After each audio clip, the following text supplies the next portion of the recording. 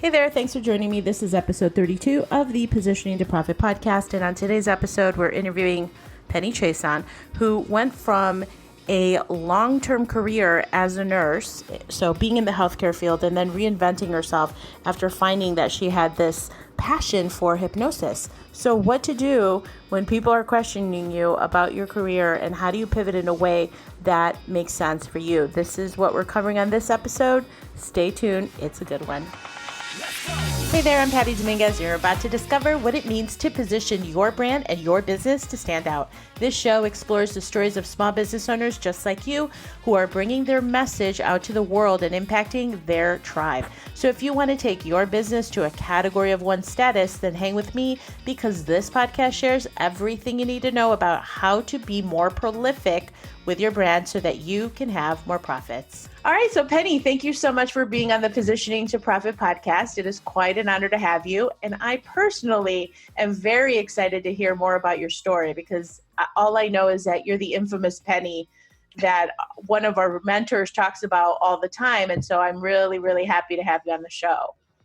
I'm very happy to be on the show, because the show is about something I've learned a lot about over the last year. Beautiful, beautiful. So my big question that I always start out with is, what do you believe your superpower is? My superpower, I believe it's the ability to listen to my client and to detect what's not being said. That's an important thread to the conversation that we're having, whatever it may be. Excellent. And so when you have had, you have had such a great background in terms of your professional position in healthcare. And where were you once upon a time, just for background's sake, just to give people a little piece of your story, and then leading into what you do now? Well, I went into nursing over 25 years ago, and eventually ended up becoming a nurse anesthetist, which was my goal. That was the one thing I always felt like I wanted to be. Mm-hmm. And in that process, I worked at a facility where there was a mind-body center. And it intrigued me, always being so science-minded. It intrigued me that patients that I took care of that used mind-body techniques took less anesthesia, less pain medication. So it kind of enticed me, like, what is this about? And I put together a pain management course for registered nurses. And looking through the complementary alternatives that are out there, I discovered the body of research on hypnosis. And I just kind of stewed on that for a few years. And in 2013, took a course out of curiosity, became certified, and left that course knowing that this is what I was meant to do. Wow. Okay. So for everybody listening, there's so much misunderstood information around hypnosis, just personally being on the receiving end. And I personally have benefited tremendously from hypnosis. I don't know if, I know you've heard me say this in a group that we're in. I had a really horrible stutter due to a traumatic experience. I was physically abused when I was little, and through the school system. And it was so bad, I literally couldn't say my name. So I would go in these tremendous blocks and everything like that. And I literally tried every type of therapy that you could think of. It was through Northwestern, fluency shaping, different modalities. I did color therapy. I did this therapy. I like whatever it is that was possible, I would try it out. This is well into my high school years, into adulthood. And it wasn't until 2003 that I discovered this modality. It was like kind of a combination of NLP and hypnosis out of England that I found out about. And that's a thing that helped me. And it was just incredible. So when I tell people, they're like, yeah, what kind of hocus pocus is that? I'd love to get your take. Like, how do you explain what hypnosis is to people? The way that I explain it is it's simply a state of mind. Each and every one of us has a normal state of suggestibility. What happens is, in the hypnotic state, you are more or less bypassing the conscious analytical and increasing your susceptibility to suggestion. And within the hypnosis profession, what we do is we utilize that state to introduce suggestions, suggest changes to belief patterns, the way we see ourselves, to facilitate change. And people go in and out of this state all of the time. They just may not necessarily be using it to the same end that a hypnotist uses it. That so totally it's natural. makes sense. Yeah. So let me ask you, as you were, for the benefit of the listeners that may be thinking about a complete pivot in their career, were you afraid of any judgment to really own being a hypnotist, having been a nurse? I actually faced a lot of judgment coming out of it. And it really shocked me that as healthcare professionals, how much it's discounted, because the placebo effect is even discounted by a lot of professionals when actually it's a very real phenomenon. I would find myself in conversations with surgeons and explaining. What I would do is I would just present the scientific research to them to refute it. I'm like, it's a natural state of mind. And we go into it and out of it all the time. I'm just taking advantage of it to help a person facilitate change in their life. And I really began to gain ground when I was giving anesthesia at a GI center, and a couple of the doctors sent me their patients who had irritable bowel syndrome. And they saw a huge reduction in their symptoms, because that is in part a stress-related disease, which can, also cause some other stuff, but basically it's stress. And when people learn to shift their perceptions, not internalize everything, and learn how to de-stress, they can reduce and control that. So that's kind of how I bridged that gap. Okay. And what was the training, the type of hypnosis? Is it a specific modality or program? So my initial training was a basic NGH certification, which I took with a retired nurse anesthetist. So he added a lot of supplemental material to the basic NGH training, which was centered around the research, the neurological structures in the brain, and neuroplasticity. That's basically our ability to learn and create new neural pathways. It's just a fancy word for it. And I learned from him, but I found myself getting stuck with clients who came in who had emotional eating, or their smoking was tied as an adaptive behavior to stress, anger, or fear. Those types of clients I found challenging, and I felt like I was not well equipped enough to help them, because as a healthcare professional, we have protocols, we have standards, you know exactly what to do next when something's not working. And I had to dig in, and a basic certification is just that. You have to continue to learn to facilitate your clients. And that was when I found out about the systematic approach that I use, and I trained in that approach, which goes for the root cause and neutralizing the root cause around an issue. And I took that and I became very proficient with that. And it's just something that I'm passionate about and I love, because when you work with someone and deep down they realize that there really never was anything wrong with them, that they are completely lovable, and that they've made it through this life of theirs, whatever it is. So in hindsight, there's absolutely nothing to be afraid of because they survive. It changes everything. It's brilliant. And what was when you finished that particular training and you go into the world, how did you forge ahead and say, okay, this is how I'm going to market myself? Or was it opportunistic clients, or how did that go? Well, I've had 2 hypnosis practices. In Connecticut, it was all word of mouth. because I had connections with physicians. Right after I took this advanced training, I would say it was about 6 months after, I ended up closing that practice and moving home to Mississippi. And it was almost 2 years before my work schedule allowed me to be able to commit to seeing clients a certain number of hours a week. So when I got started almost 2 years ago, it has been 2 years, oh my, 2 years this month, that's when I came across a coaching program that you and I have in common. And that was when I became aware, my slow introduction to what positioning is and what marketing is and letting people know who you are. That's when I learned I'm not selling hypnosis.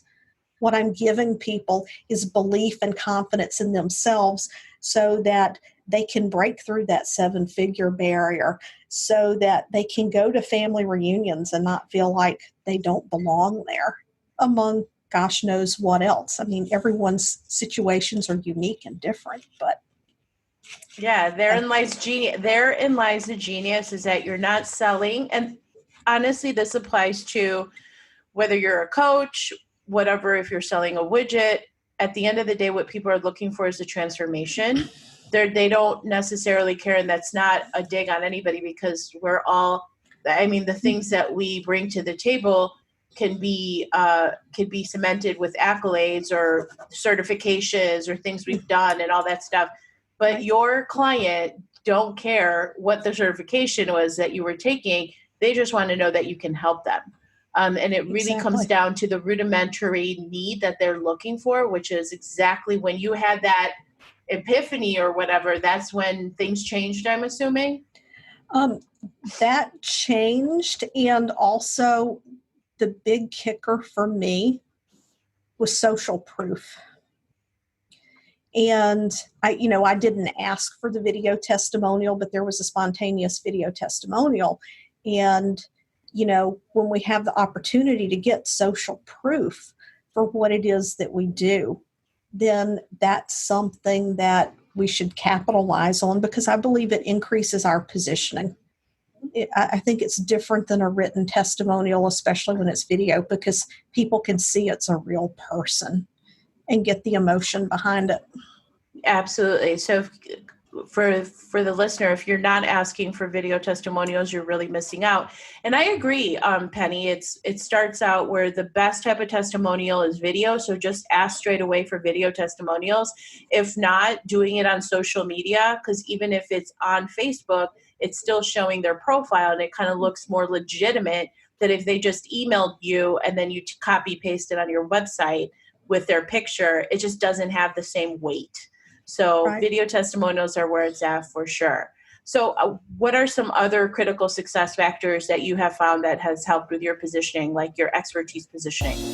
Okay, we're about halfway through with this episode, but I wanted to make sure that you knew about my new Positioning to Profit quiz so that you can discover how to use the key pillars of positioning to give yourself the ultimate edge for your business. It's an assessment, personalized plan of action to overcome these roadblocks that are keeping you from even more profit. So head on over to positioningquiz.com. All right, let's continue with the show. Critical success factors. One is when I get on the calls with clients, being able to communicate with them what it is I'm able to get for them, and also to stand fast in my boundaries. There are a lot of ways to do hypnosis, and people educate themselves about what's available out there. And the technique that I use, that I'm expert at, that I know how to get the best results for the client, requires a package of sessions. And so a lot of people will come for single sessions. So I have to be sure not to compromise my values. And to do that, to end up, not that you would necessarily get a lesser result. There are a lot of people that get fantastic results with single session, and I'm not going to knock single session hypnotists. I'm talking about what I'm trained at and what I'm proficient with for my clients. So boundaries was a part of that, I think, in that process. People, I think, respect, one, when you're honest with them, and two, sometimes someone will come back and say, gee, this came up. Can we do a session for this? And I will walk them through some steps of how they processed a situation. And I'm like, okay, why don't you try X, Y, and Z? If you find the issue is still coming up, then sure, we can address it. I don't reflexively say, oh yeah, we can do a session for that. We can do a session for that, because I could fill my calendar for a year. If everyone who reached back out to me, I just reflexively said, sure, book in. But if I can help a client reach a place where they can process through something and be self-sufficient, not have to lean on me, I think that's important. Yeah, absolutely. That's a really good point. Is just holding the boundaries to know that as the expert, this is what I'm recommending, and not get persuaded by maybe what they're looking for is a short-term gain. You'd be compromising their highest good ultimately by doing that. So that to me makes a lot of sense. So how has your business changed in the past, say, 12 months? I love your smile. In the past 12 months, well, in the first 7 months of last year, I had income in that was taking care of things. Things were getting paid. Some months I was paying myself a little bit. Some months I was not. However, some key things were happening. I was taking action in my business in anticipation of growth. And when I began to hit that momentum to grow, if I had not had a few things already in my business, I would have collapsed under the weight of that growth. And I still resigned my anesthesia position 3 months earlier than my goal had been, because if I had not, then I would have ended up burning myself out. Mm-hmm. So, and I'm still in the process of growing this foundation within the business. I grew much faster than the foundation I had in place. I'm actually quite proud of myself that I kept up with what happened and was able to hold space and show up for my clients in the way that I needed to do that. So what do you think is next? I mean, do you have goals set for this year, or how are you planning to kind of expand your authority status and grow your positioning? Yeah, so one of the things that I did last year before my niche pivoted, I launched a book in December, and it did hit #1 international bestseller, but the massive growth that I had last year was in a completely different niche. So I had to be comfortable with saying, okay, this is what I did, but this is clearly the group of people that I'm resonating with and doing the best work with. So I've rebranded my website, redid all the copy. I just this week hired a business manager. We are creating a members area so that when I work one-to-one with a client, they're going to have an area that they can go to watch videos about hypnosis, about the subconscious, about distractions and behaviors, about feelings and how to redirect their attention, and also an area about the unique self-hypnosis that I teach my clients. And the reason for that is then when we do the work together, we're focusing on doing the work that we need to do. And I can just briefly answer any questions they have. We're not spending a lot of time going through the administrative and prep work in the sessions. So that's above and beyond the time that they're investing with me. So we're going to elevate that client experience. We're going to make it a lot more high touch, high feel, because I want my clients to know that I'm taking care of them. And we're going to be adding some self-hypnosis workshops. They're going to be live 8-week workshops online where people can come in and learn that self-hypnosis technique along with how to really get the most out of it in life. And that self-hypnosis technique parallels the one-on-one technique that I use, and it's a much slower, much gentler process of clearing out negativity. raising your vibration, having gratitude for the life that you have, and being in a place of joy. So I'm really looking forward to that. That's awesome, Penny. That sounds really, really great.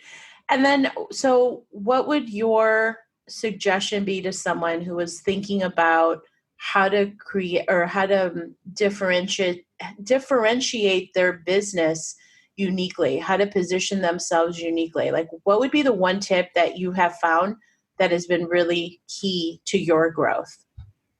The thing that has been key for me, and when I first got back into business, I was kind of resistant to it, is ideal client research. You have to be able to, and I'm still learning, mine's not perfect, but you have to be able to connect with the person that you want to help. And the most valuable lesson I've learned is if you're speaking to everybody, you're speaking to no one. Right. You have to, not that you want to make people feel uncomfortable, but you got to hit their pain point so that they know that you understand what it is they're experiencing. Because I have a quote here on my computer. I think it's attributed to Oprah.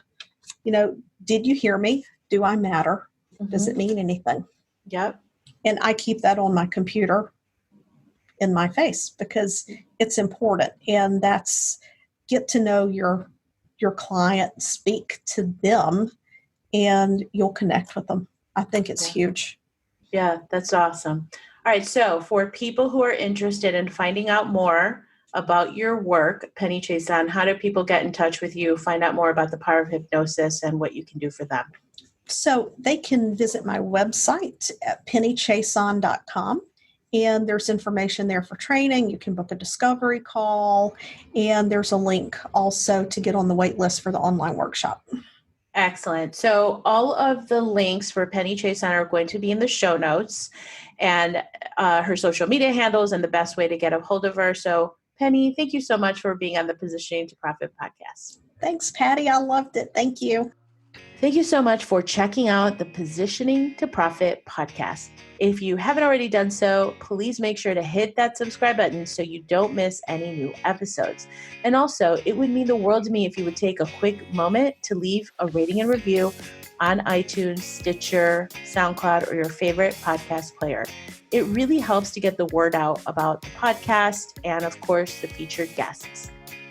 And lastly, please make sure to connect with me on social media. Facebook, Instagram, Twitter, LinkedIn, I'm on all of them, and use hashtag positioning to profit so that I can search you out and connect that way too. All right. Thanks so much. See you next time.